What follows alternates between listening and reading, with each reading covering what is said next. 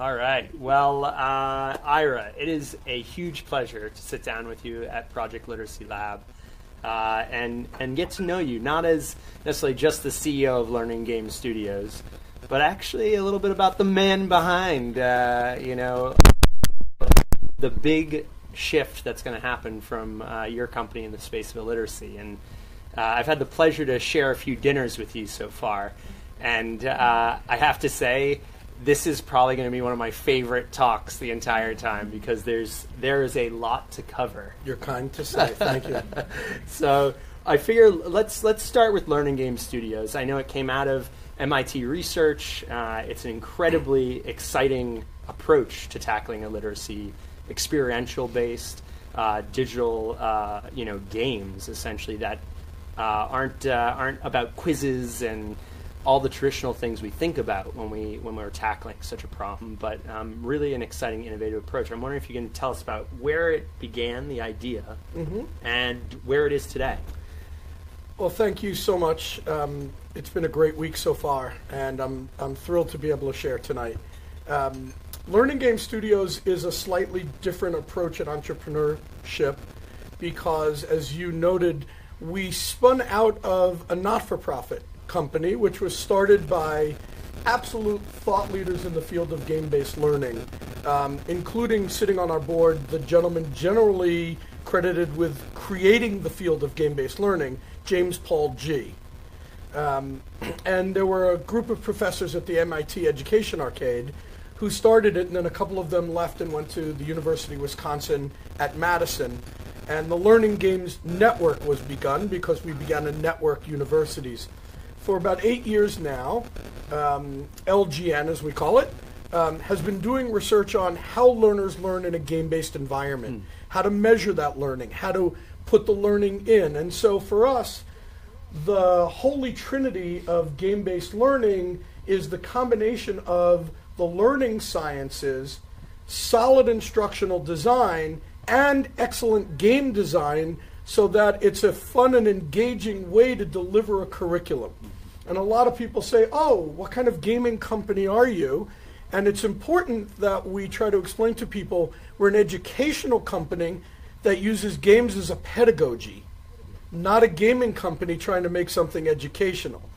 And so the other reason the spinoff is quite interesting is, as the former executive director of a research and development not-for-profit, we didn't have the wherewithal to scale any of our better products. And so the goal was to reach learners at scale, because normally when we won granted funds, it was to conduct the research. And you would do some kind of trial and ascertain the efficacy of that trial, and then things would just kind of go on a shelf, and you've reached 300 people, 500 people, 1,000 people. But there's a second part to this hopeful paradigmatic shift, and that is, in a symbiotic relationship, the spin-off and the not-for-profit still work with one another, and the not-for-profit has a back-end royalty in the efforts of the for-profit company, with a goal of creating a pool of money that will engender additional research, which will result in more great games, which will result in something more to scale to learners, which will, and it becomes a continuous, virtuous, we hope, cycle. And that's our twin goals of spinning out a for-profit company. Nice. It's an opportunity that I think a lot of entrepreneurs consider. Do we go for-profit? Do we go non-profit? Do we have a hybrid model? And it sounds like you've landed on this hybrid model that's mutually beneficial. Was it always an obvious choice, or? No, not at all. Sadly, most of the choice is driven by IRS regulation. Now, I had the advantage of being a lawyer and having practiced in tax law, but there's an old adage I urge. I know there's another lawyer here in the room who will probably validate this, but the old adage is, a lawyer who represents himself has a fool for a client. So, of course, we consulted with outside counsel, but a lot of what you can and can't do in a not-for-profit is predicated on your initial charter and your mission statement. And the mission statement of LGN was more focused on research and development, so that selling games, even in the quote-unquote furtherance of that could still result in unintended business income.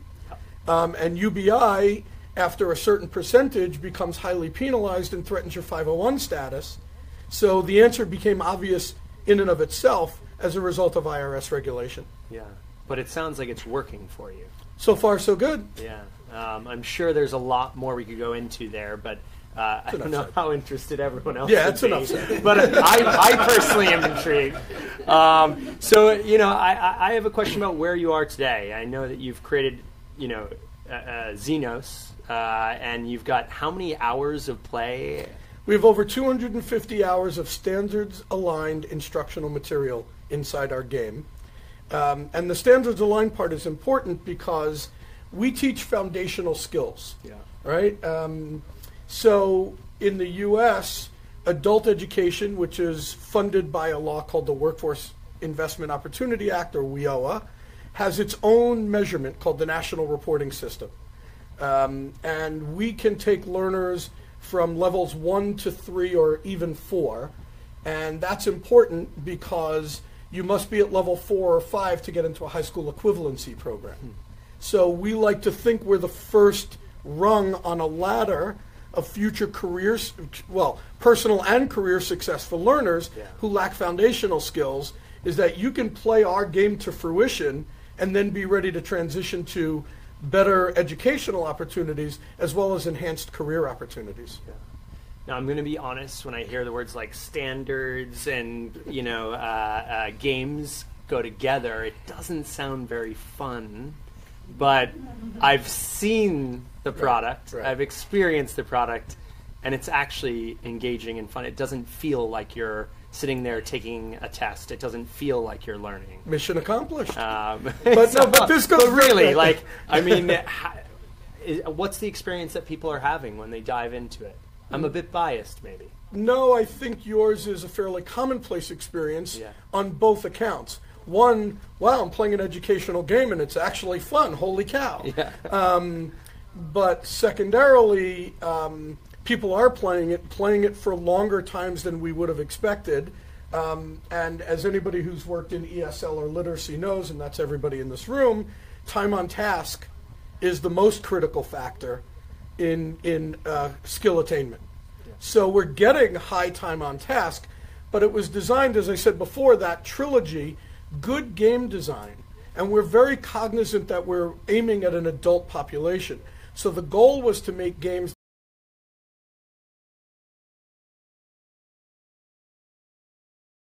highly replayable, and we're aiming to meet the lifestyle of learners, and that's why we went from a computer-based game to a mobile game. We want people to play while they're on their break at work, while they're on their commute. Instead of playing Candy Crush, play Xenos. Learn something, but don't feel like you're doing a chore. Have fun, enjoy it, and by virtue of the fact that it's both single-player and multiplayer, you can play with your friends. And in our social virtual world, you can engage with them socially, practice the skills you're learning in a safe environment, but by having unstructured communications, you're still just basically chatting with your friends. Yeah. And about how many people are on Candy Crush, per se? Candy Crush is 93 million people, and so we have a huge goal to get up to. So, I think you do it. It's much more exciting than Candy Crush, that's for sure. It's certainly differently purposed. Yeah. And we hope that, look, there are both intrinsically and extrinsically motivated people who will use our game. There are a lot of people who want to improve their skills for a variety of reasons. But what excites me about it is not only are we trying to solve a big, hairy problem, but my passion for this and a lot of my goals, because I do have a background in employment and workforce development and economic development, is that this is a tool for self-empowerment. When people learn these basic skills, they get better educational opportunities, they get better jobs, they realize economic security for their families.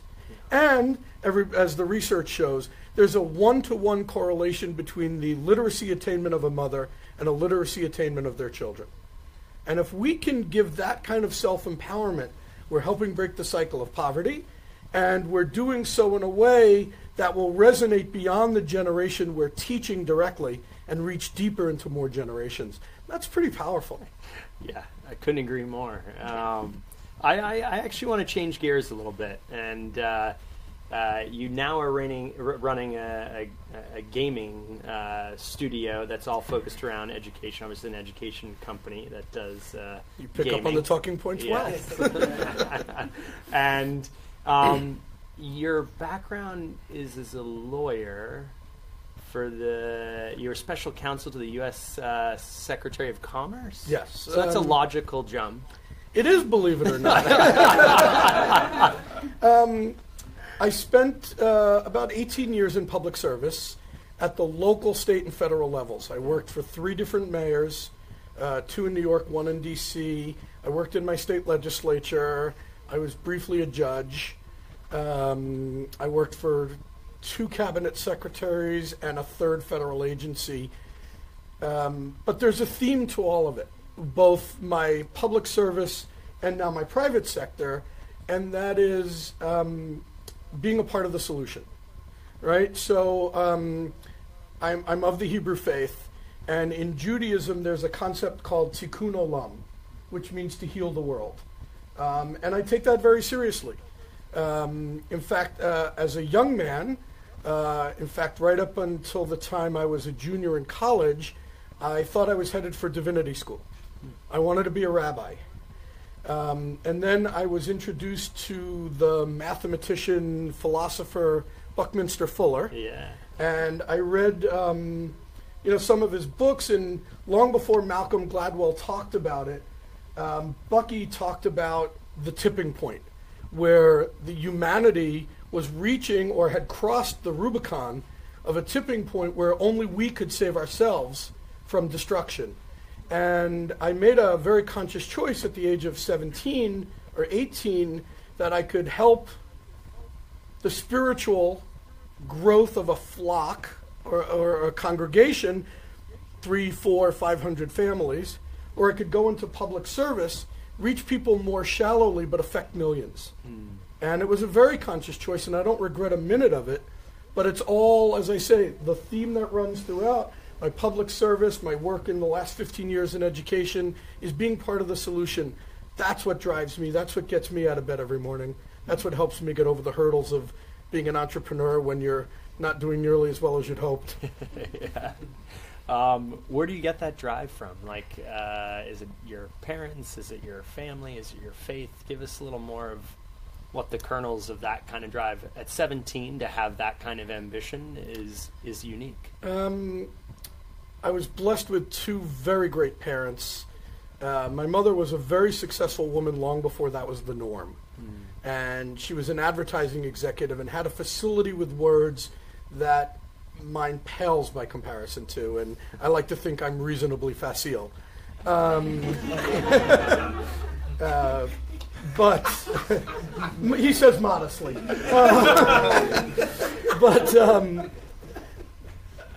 But it helped me in a number of ways. She showed me that anything is possible. She had overcome significant barriers of her own to be that successful. And for those of you who watch Mad Men, my mother was Peggy on steroids. My mother was a senior account executive on Madison Avenue in the 60s and 70s and wore pants to work and, just told her bosses, do I or don't I make you money? Am I or am I not good at this? And shut up and put the rest of the stuff to bed. And I was blown away by that. Wow. And she, she just taught me that if you want something, go get it. And I was also very fortunate, I'm sorry to interrupt you. No, please. I was very fortunate when I did work for the Secretary of Commerce. That secretary was Ron Brown. And Ron is legendary for a reason. For those old enough to remember the era when Japan dominated the world and getting to yes was the biggest book on the market, Ron Brown could get to yes. Democrat or Republican, labor or management, domestic or foreign. That man could put people in a room and get agreement in a win-win scenario. And I got to sit at his knee and learn so much of that. And to staff him, and I have 40 or 50 colleagues, lo these 20 years later, who feel the same way, was a privilege, not a duty. And so I got early training in it, and I got reinforcement in it later in life. To be able to work with someone that remarkable, you must have picked up a few tricks of the trade that you might be able to share with the other entrepreneurs here. Probably nothing they don't know, but you have to remind yourselves periodically. A win-win-win situation is better than winning by yourself. And you will get to many more agreements if you understand the needs of the people you're either serving or negotiating with, and you find a way for everybody to win in that circumstance. And if you can get to that, you're going to get to yes a whole lot faster. Yeah. I mean, to be able to do that in that time and work with a legend, I mean, how did you end up in that, and what did you take away when you left? So I got involved in politics in college, and was very active in my state party and in my county. I'd done an internship in the state senate my senior year of college, and everybody's like, well, don't you want to hang out and have fun in your senior year? And I was like, I've been on tour with the Dead for 3 years already. I'm cool. I had hair down to here in college. And tried to do that, secondary hippie thing. And it was great. But I went to the state legislature, and then I went to New York City's Office of Management and Budget. And then I started a group called Democratic Leadership for the 21st Century, which was for young business people and others who were not normally active to get active and start to participate. That was in '91. Today there are 1,600 members of that chapter in New York, so that legacy survived me. But I worked on the Clinton-Gore campaign in '92 and went to Washington at the request of the Gore family and their senior staff, and took a position in an agency. I had a choice of jobs, and I interviewed for 3, and this is the one that was just remarkable, and I couldn't be happier that I took it. I took away a couple of things from that. It was my first time at the federal level, and I got to see one thing I've learned having worked for locally elected, state elected, and federally elected officials. You get further and further away from your constituents. So the amount of contact you get lessens, but the implications of the policies you're making are far more broad. And it comes with a burden and a responsibility. And I know a lot of people denigrate government and bureaucrats, but I got to tell you, my experience in the federal government as a political appointee, but working with careerists, and we have a friend here tonight from the State Department who's been doing it for many years. These people take their work seriously, and they're very professional, and they're damn good at it. And it can be quite a pleasure if that's how you're intrinsically motivated to deliver on that promise. So I took away or reinforced my prior belief that government used well can be an incredible instrument for good. That was a shout out for the census, I think. I'm going to throw in one other aside. Yeah. I was telling this story earlier to Kelly. Secretary Brown died in a plane crash in 1996, and I was at the next day's stop, so I wasn't on the plane. There were no survivors. But it became my duty not only to go to the crash site and identify the bodies and fly them home, but during that time when the manifest was released inside the White House, people didn't read carefully at all.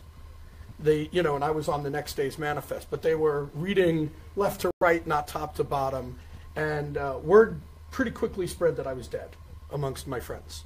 Because, again, I come from the office of the vice president, and a lot of people, oh my God, no survivors. I was one of the dead. When I got back to the U.S., and I wasn't, there were a couple of isolated incidents where I ran into people, and it was pretty remarkable. But what I was telling, but the long part that I was telling Kelly earlier is quite a number of people called me, or sent me cards, or sent me letters, saying how I had touched their lives, and that it was meaningful to them that I'd been in their lives, and they were thankful that I was still here. And at a time where I just lost 13 of my closest friends, to have something so life-affirming was so beautiful. So out of a great tragedy came yet another piece of personal motivation to keep on keeping on. That sounds like a good lesson for when you're at your lowest moments. You can pull those back out. I still have them. I assure you, I kept every one of those letters. Yeah, amazing what a little bit of gratitude. Not everybody gets to hear their own eulogy. That's for sure. So, well, we certainly are glad that you were not on that plane. We feel like you are still a bit of a rabbi, actually, in this community to all of us. So it's a real pleasure to have you with us in Project Literacy Lab, and I cannot wait to see where Learning Games Studios goes. So thank you, Ira. Thank you so much.